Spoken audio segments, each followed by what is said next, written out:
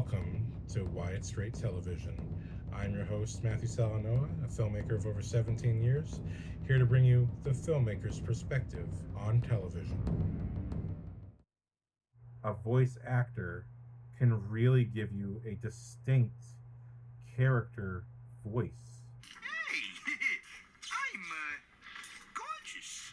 And they can toe those vocal transformations You haven't seen anything yet, Thurman. because that's what they're trained, practiced, and honed to do. This is my world now. You have no place in it. What captures the audience is the whole image.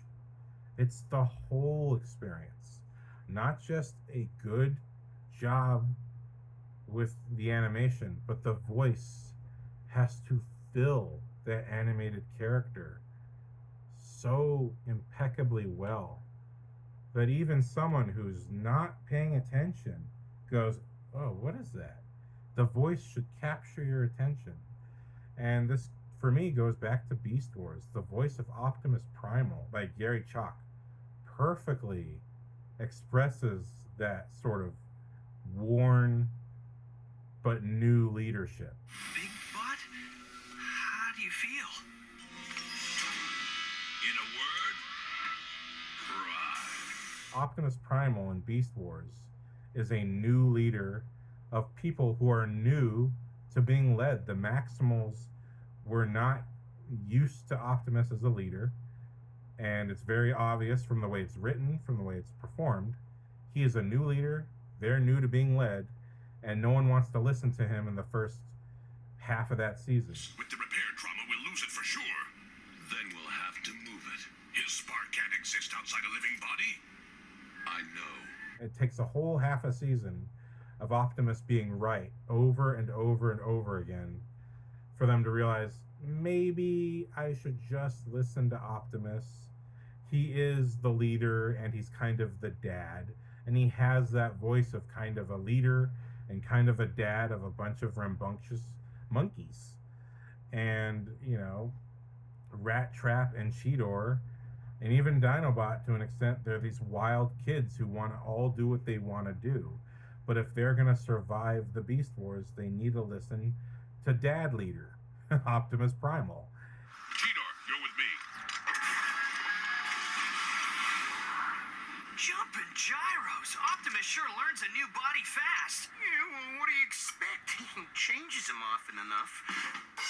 And that voice is perfectly portrayed by Gary Chalk.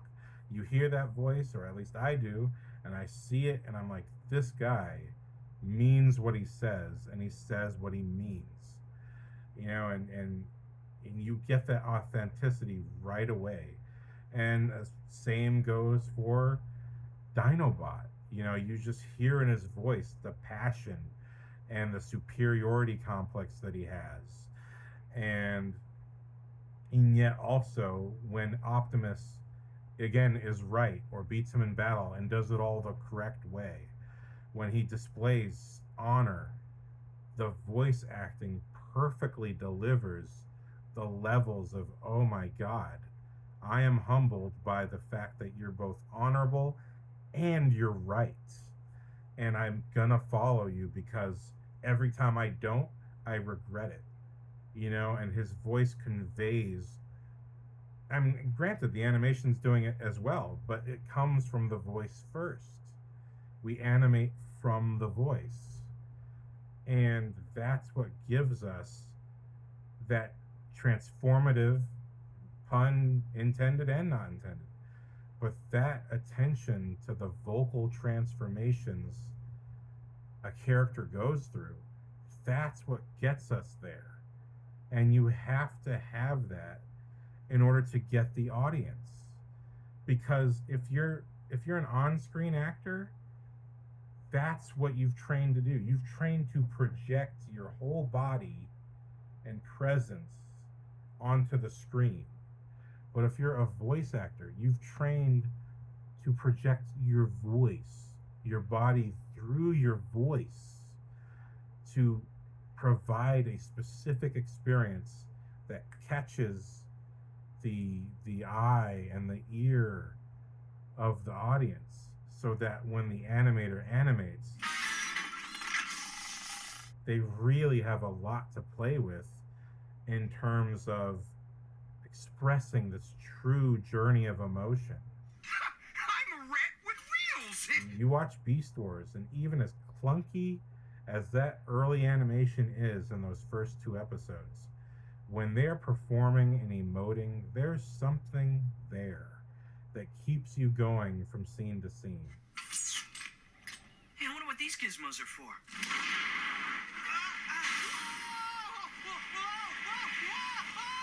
And same with Megatron, who was voiced beautifully by David Kaye.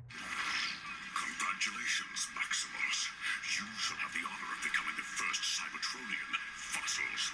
Who plays that with such delicious arrogance and pompousness.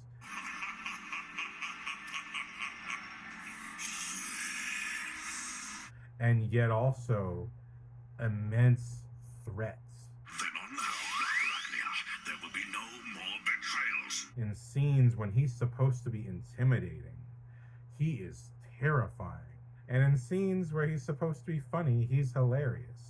And the fact that he can be all these colors of a character and yet still the same character is a testament to what a voice actor can deliver to not just the voice, but again, how the animator takes that voice. I am one with a bunch of other people online who've already said the same thing. You gotta bring back voice actors to do voice acting. And if you're a director, you've got to be on the level. If you can't do it, get a talented voice directing person there's a specific job for just that. And it's no detraction from directing. It's, if you need it, you need it. You know, a voice director who can help you elicit those performances is completely necessary when it comes to animation, where the director themselves may already be caught up in the huge sequences. And if you need the help, you need it. But that's what has to be done. And Susan Blue was one of the voice directors on Beast Wars, Transformers, and Beast Machines. And she had worked for years on Transformers before. I think she was the original RC. I'm not 100% sure. But either way, this mess of talent is necessary to making the works that when audiences go see it, they're hungry for more because they want to hear it, they want to see it, they want to feel it. And it's necessary to do all of that hard work and not just hope for more butts and seats because I got Thor from the Avengers. It's like, it's not a knock on the actor, but on the philosophy that got that actor picked. You gotta give that thinking up, because if thinking by numbers worked every single time, there would never be bombs at the box office. Does the voice provide an experience to the audience? And if it doesn't, then no amount of celebrity, it's Ron Perlman, he's Hellboy, he's Hand of God, he's Sons of Anarchy, it does not matter if you make him sound exactly like Optimus Prime. It really doesn't matter, you know?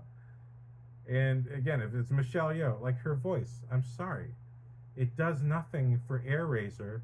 And again, especially if you're making it for the modern day audience, which is men of my age who grew up with the Beast Wars, and we know that is not how Airazor sounds. The surge must have mutated your superstructures. And you don't even include Rat Trap. I hate this